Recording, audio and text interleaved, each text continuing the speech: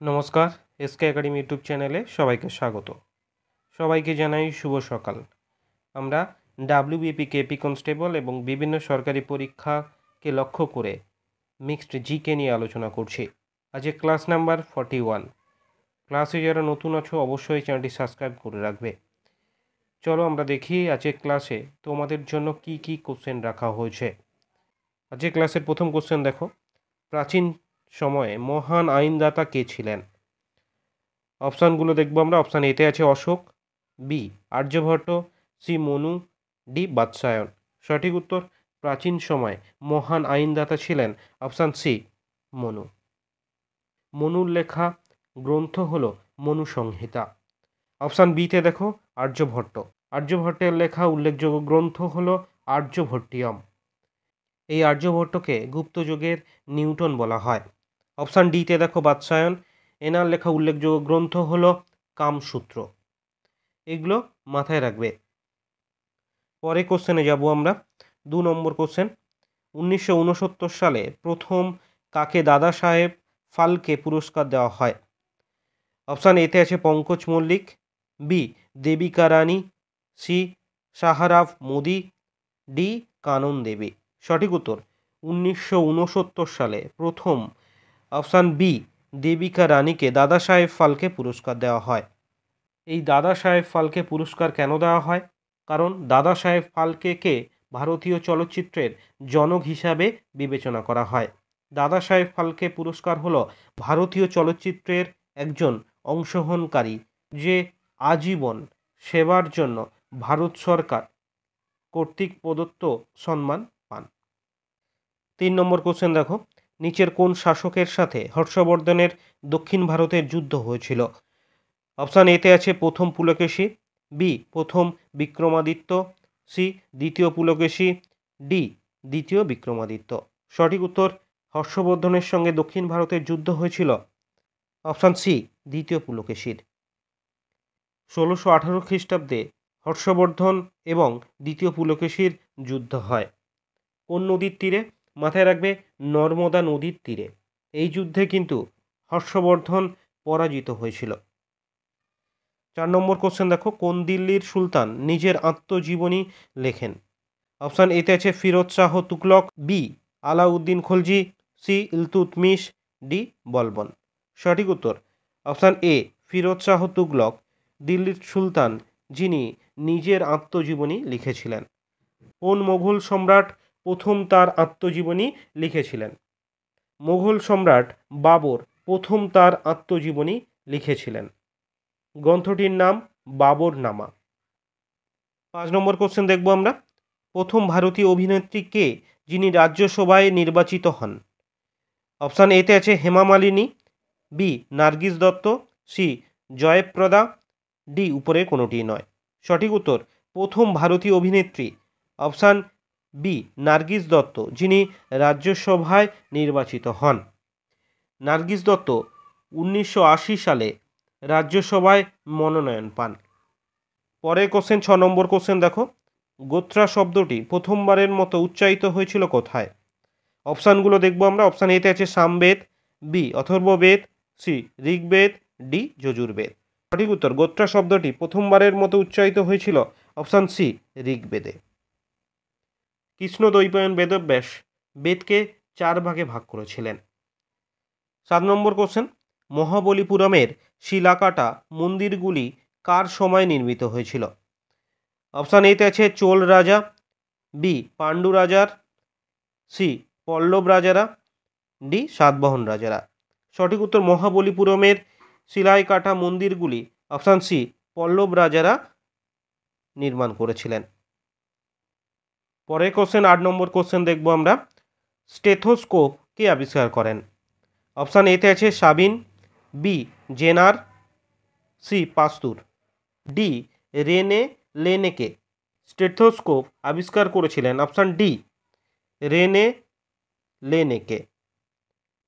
কত সালে? 1816 সালে।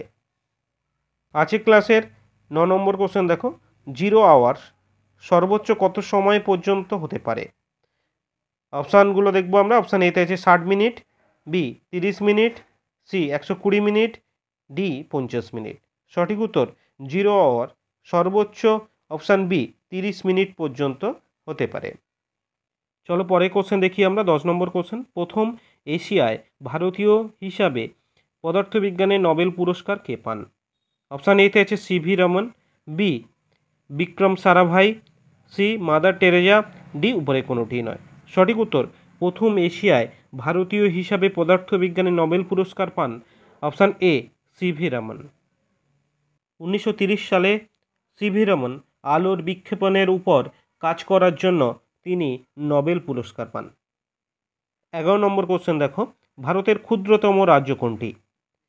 অপশান এতে আছে Himachal Pradesh, B Sikkim, C Goa, D Rajasthan. সঠিক উত্তর ভারতের ক্ষুদ্রতম রাজ্য হলো অপশান সি গোয়া।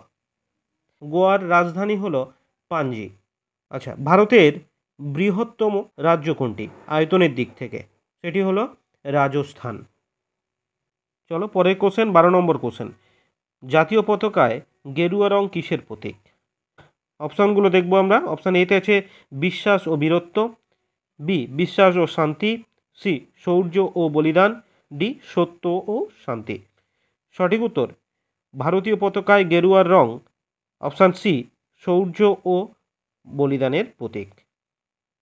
13 নম্বর কোশ্চেন, বেসবল খেলার মাঠকে কি বলা হয়? অপশান এতে আছে ring, B diamond, C pitch, D court. সঠিক উত্তর বেসবল খেলার মাঠকে বলা হয় অপশান বি ডায়মন্ড। আজকের ক্লাসের 14 নম্বর কোশ্চেন দেখো, মহাকর্ষ সূত্র এবং গতির 3টি সূত্র কে আবিষ্কার করেন? অপশান এতে আছে sir Isaac Newton, B Einstein, C Aryabhata, D Marconi. সঠিক উত্তর মহাকর্ষণ সূত্র ও গতির 3টি সূত্র আবিষ্কার করেন option A sir Isaac Newton. কত সালে? 1987 সালে। 15 নম্বর কোশ্চেন দেখো, রেড ক্রসের সদর দপ্তর কোথায় অবস্থিত? অপশান এতে আছে Paris, B Geneva, C Rome, D Russia.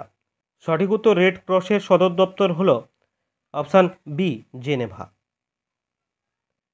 এটি প্রতিষ্ঠিত হয়েছিল 1863 সালে।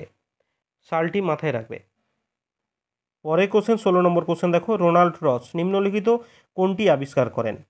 অপশান এতে আছে ম্যালেরিয়ার প্যারাসাইট, বি জন্ডিসের জীবাণু, সি কলেরা জীবাণু, ডি উপরে কোনোটি নয়। সঠিক উত্তর রোনাল্ড রস নিম্নলিখিত অপশান এ ম্যালেরিয়া প্যারাসাইট আবিষ্কার করেন। 17 নম্বর কোশ্চেন, ভারতীয় সংবিধানের জনক কাকে বলা হয়? অপশান এতে আছে B R Ambedkar, B Bankimchandra Chattopadhyay, C Khan Abdul Ghaffar Khan, D Lal Bahadur Shastri. সঠিক উত্তর ভারতীয় সংবিধানের জনক হলেন অপশান এ বি আর আম্বেদকর। 18 নম্বর কোশ্চেন দেখো, কথা শহীদ সাগর কে রচনা করেন? অপশানগুলো দেখবো আমরা। অপশান এতে আছে Kautilya, B Patanjali, C Somadeva Bhatta, D Valmiki. সঠিক উত্তর কথা শহীদ সাগর রচনা করেন অপশান সি সোমদেব ভট্ট।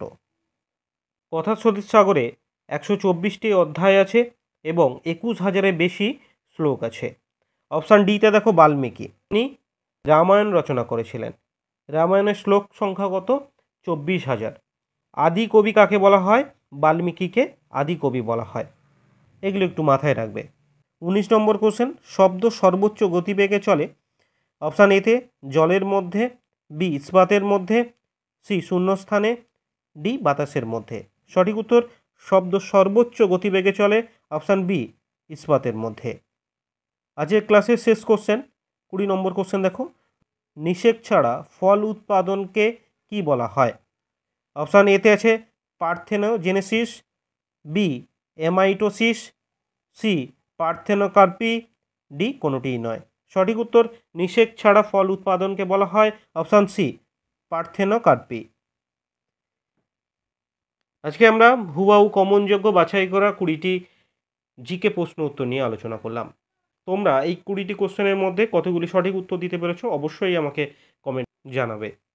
ভালো থেকো সবাই, ভালো করে পড়াশোনা করো। ক্লাসটি ভালো লাগলে অবশ্যই একটি লাইক করো। Thank you.